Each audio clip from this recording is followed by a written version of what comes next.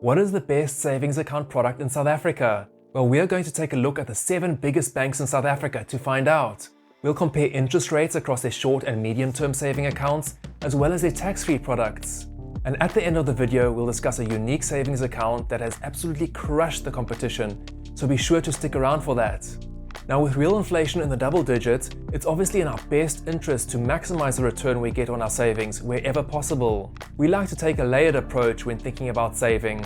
In other words, a short-term, medium-term, and long-term saving strategy. All three are equally important, and in fact, they work in conjunction with each other. We'll explain how shortly. Okay, so let's start by looking at our short-term saving strategy, which in practicality is a bank account which we're going to use as our emergency fund. This means that we need to select a savings account which allows for immediate access to our funds. Now, we've looked at the product offering of 7 of the major banks in South Africa, and this is what we found. The best short-term immediate access savings account is offered by African Bank and is called the Savings Pocket.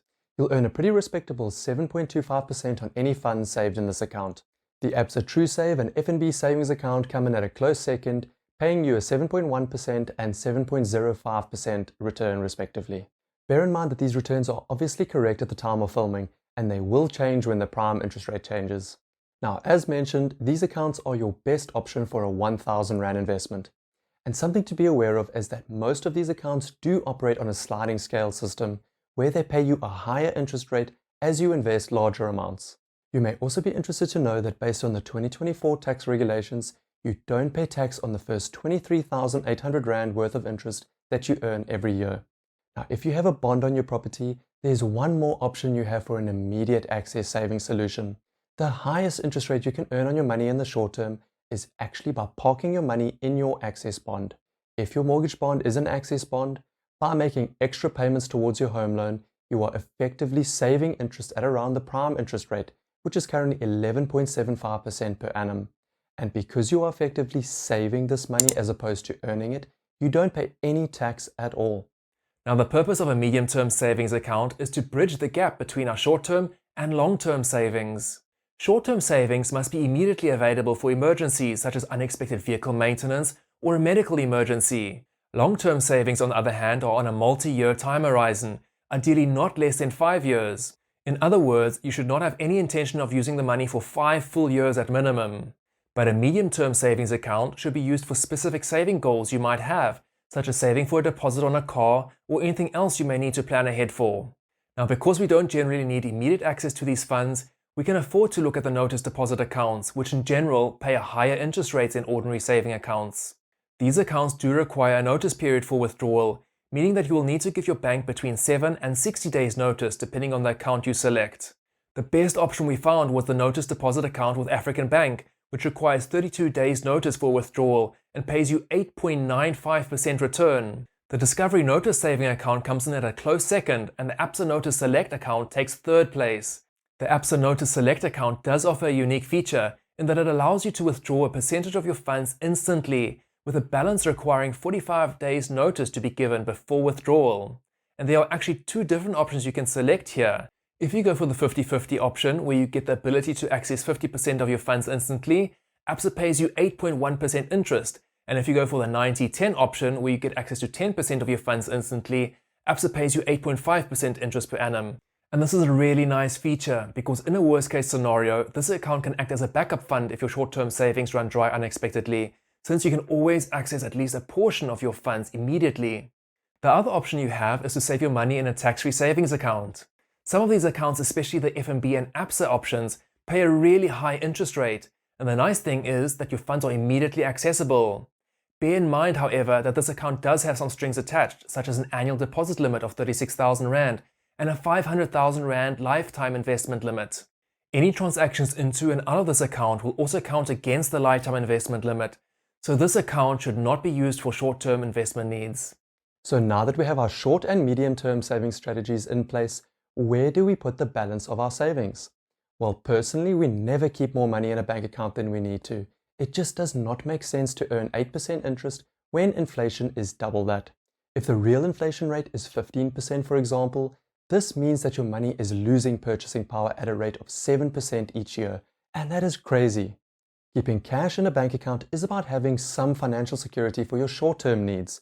It should never be your only saving solution, or your primary saving solution for that matter. Remember, the reason we're saving in the first place is to have financial certainty in the future. If your money is losing value constantly like a bucket slowly leaking water, how much certainty are you really going to have in a few years? This is why the objective for your long-term savings must be first and foremost to outpace the rate of inflation. You need to ensure that wherever you save your money will have a high likelihood of preserving the purchasing power of your money. And we're not talking about the so-called official rate of inflation, which government officials quote as being 5 or 6%. We all know that the real cost of living increases by 10 or 15% each year, at least on the things that matter like food, healthcare, or electricity. So where can you put your savings to secure at least a 15% annual return over the long run? Remember, this is a 5-year or more investment time horizon. Well, we recently did an analysis of the top 5 best performing asset classes in South Africa over the past 5 years. And the best performing asset class by a clear margin was Bitcoin. Bitcoin is one of the few asset classes which has consistently outperformed inflation over the long run. And in fact, Bitcoin is often quoted as being the best savings technology in history. Now, the reason for this is not simply because of its incredible performance, but because of its strong fundamental characteristics. Bitcoin has a fixed supply, a strictly limited amount of units, and this can never be changed. Every single other asset class, whether it be property, shares, cash, or even gold, can experience an increase in their total number of units available. And this has a negative impact on their scarcity, and thus their ability to hold value over time. Bitcoin is the only truly scarce asset we have. There can never be more than 21 million coins. And as a result, whatever amount of Bitcoin you own today will never be diluted by an increasing supply, as is the case with all other investment classes.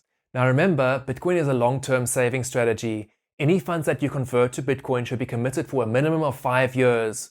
No one has ever lost money saving Bitcoin over a 5-year period. And this is why we always recommend holding Bitcoin for at least this long. Now, Bitcoin is a volatile asset, as we all know. But contrary to popular belief, volatility is actually a good characteristic to have for long-term investing. It means the upside potential is far greater over the long run, but it does require discipline and patience. This is why it's so important to have a balanced saving strategy with all 3 saving layers in place.